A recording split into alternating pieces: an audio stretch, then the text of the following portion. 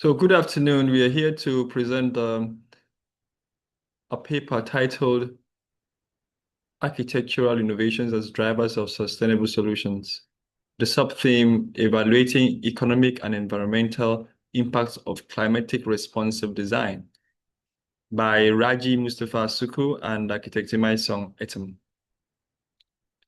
Raji is based in Hamilton, Ontario, Canada. He's an architect and urban researcher, project manager, and expert in energy efficiency in building components. He's a professional member in an International Society of City and Regional Planners, as well as International Association of Urban Climate.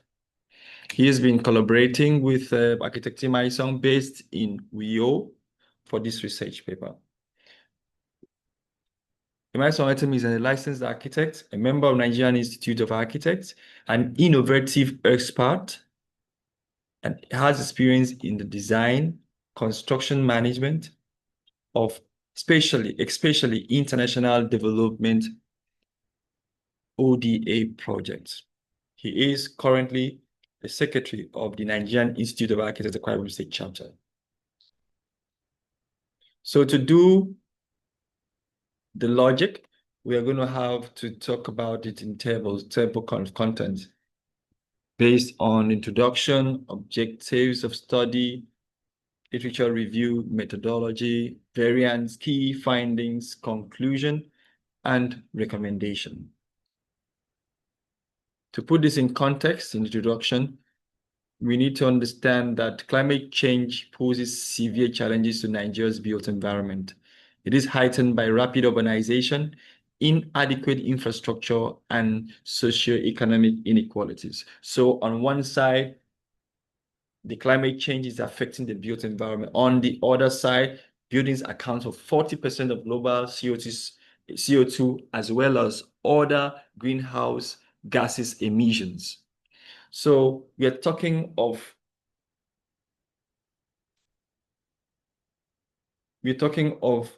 proposing climate responsive architecture and also thinking of how effective it will be to meet the demands of checking climatic change.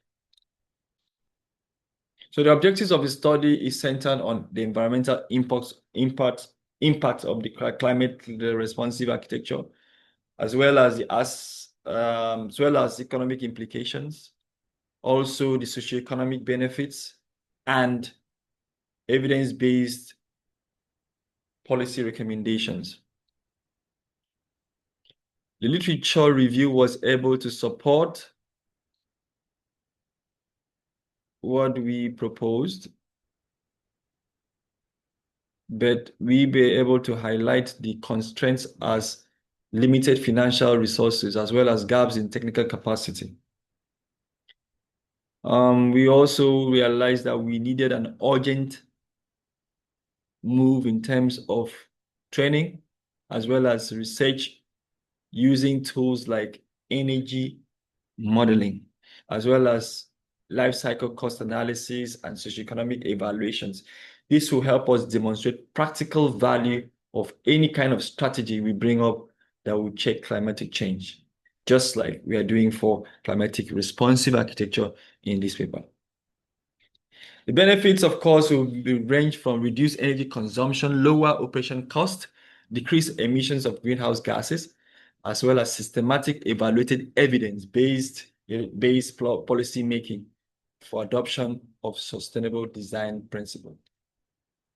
Methodology. We use the mixed method approach. That is combining qualitative case studies with a quantitative simulation modeling, with also surveys and with data gotten from cost-benefit analysis to capture technical performance and economic implementations. So we used a 4-bedroom residential building and subjected it to climate data for 3 major urban centers in Lagos, Abuja, and Bauchi using the Design Builder and Energy Plus.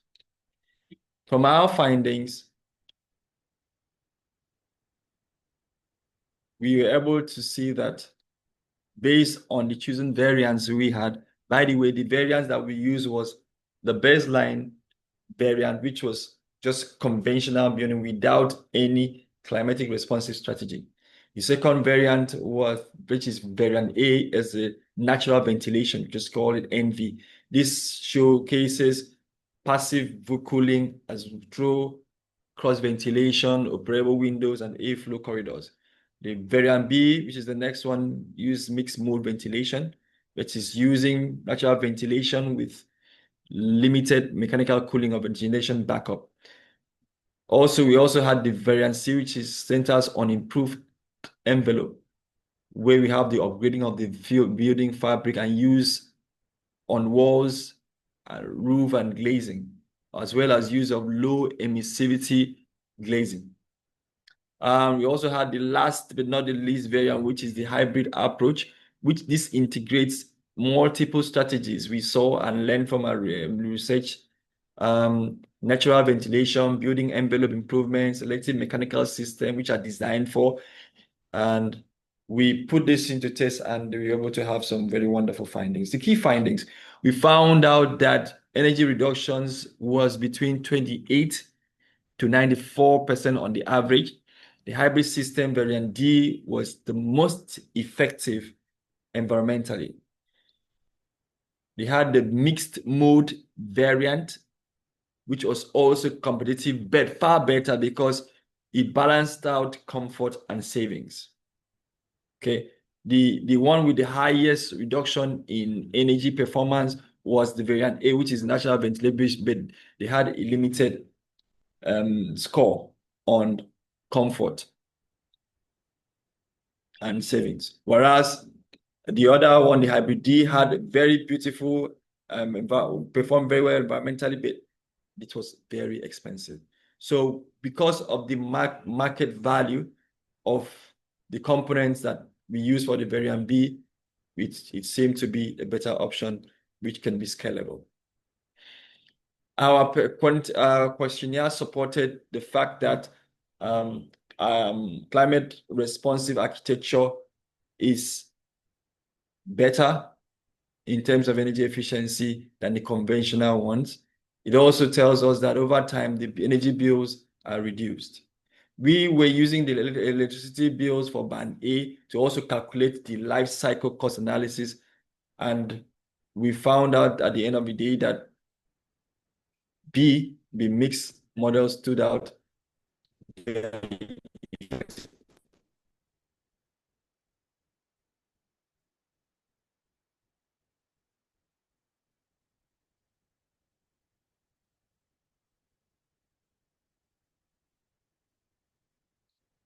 So in conclusion, this study shows that climate responsive architecture can significantly reduce building energy demand from between the range of 28 to 94%, lower household costs through operational savings, and enhance socioeconomic benefits such as livability and green job creation. Mixed mode ventilation emerged as the most affordable, as I said before, and scalable option, while hybrid system delivers strong environmental benefits but required financial support. Questionnaire findings validated these results, reflecting widespread recognition of improved efficiency, affordability, and comfort. By combining simulation data, life cycle cost analysis, and stakeholder perceptions, this research contributes a holistic framework for evaluating climate responsive design in developing country context. It positions climate responsive architecture not only as an environmental tool or solution, but also as an economic and social strategy aligned with Nigeria's sustainable urban development and climatic resilience agenda. So for recommendation,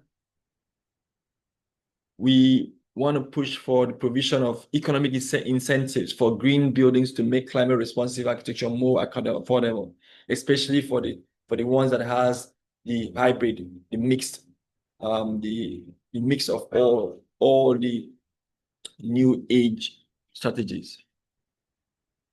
Integrating climatic responsive architecture into urban planning, policy, and public codes immediately, building codes immediately. So we also want to also push for the local materials innovation and adaptation. Developing a robust domestic supply chain will reduce costs, create jobs, and increase accessibility. Also, we also push for capacity building for architects, engineers, and policymakers, including climatic responsive design principles in professional training programs and the university curriculum. So policymakers also require tailored capacity building initiatives to ensure effective translation of technical evidence into enforceable codes and standards. Thank you for the opportunity.